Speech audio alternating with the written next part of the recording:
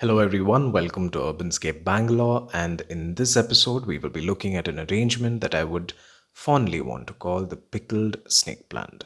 So a lot of Indian households would have this typical ceramic pickle jar, or Bharani as we call it, and what happened in my case was that the jar cap broke, and without the cap you know that it cannot be used to make pickles. So what is the next best thing that a gardener can even think of? Yes, you guessed it right. I decided to convert this into a planter. And like I have told you many times, whenever I see ceramic, the only thought that comes into my mind is to make holes and add plants in them. So if you're a ceramic collector, then you now know who not to invite home. So first, let's look at how to make holes in these really thick jars. I have immersed this in water before doing anything, and then for people who cannot find insulation tape, you can use a band-aid if you want. Now, this could be the first time that someone is using a band-aid to cause injury. With a hammer and a nail or a drill bit like I'm using, you can start right at the center or on the sides, but always on the tape and never outside it. So the key here is slow strokes. And remember, if you're hammering a small cup, a smaller nail would do, and a big screwdriver might end up breaking it. So for a big jar like this, you can use a screwdriver, but I would advise you to use anything that has a sharp tip like this. So in no time, we have not just one, but two holes. And then the next step is deciding on what plant would grace this beautiful planter. So a small design tip from me would be that the taller the container, go for a tall structural plant. So in my case, I'm using the snake plant, and it's my humble request that we stop calling this beautiful plant by a much maligned name like the mother-in-law's tongue, which has hidden sexist connotation. Now I'll be as usual adding a drainage piece with this concave portion covering the hole.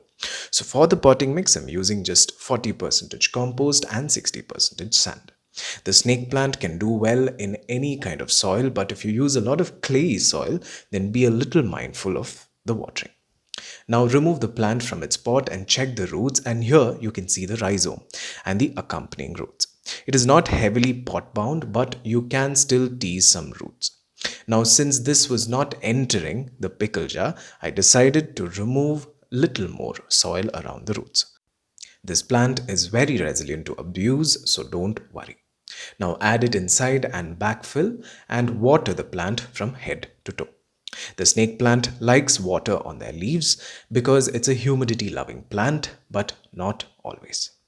Now you can see the leaves of the snake plant, which was propagated using leaf cutting from this mother plant and does not have the yellow banding, and that happens with leaf cuttings. So if you want the yellow banding, then propagate by rhizome division. This was actually pointed out by a subscriber named Pooja Kulte. And did you know that the Zanzibaria has been reclassified as the Dracaena?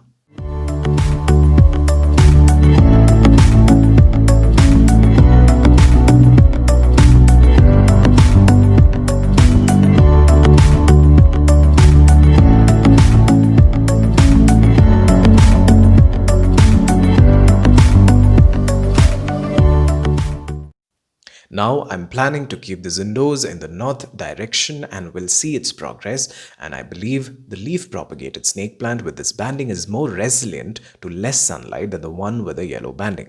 So I will be experimenting on this and will get back to you very soon. Because look at this plant, it was placed in the same position as this yellow banded one and received the same sunlight conditions. But this has tanned and looks pale, so a little indoor treatment will probably remove the tan, I believe. We'll see. But snake plants indoors normally will do well in a bright sunlight location, preferably the east, south and the west direction. Don't worry, I'll be covering a lot more about the snake plant in a top tip video that will be coming very soon.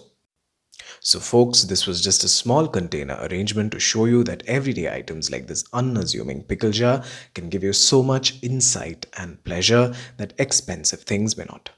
And if you find such items lying in a desolate corner of your home, then add life into it by converting it into a cozy home for your priceless plants. And with this, we've come to the end of yet another episode of Urbanscape Bangalore, and I really hope you've enjoyed this particular program.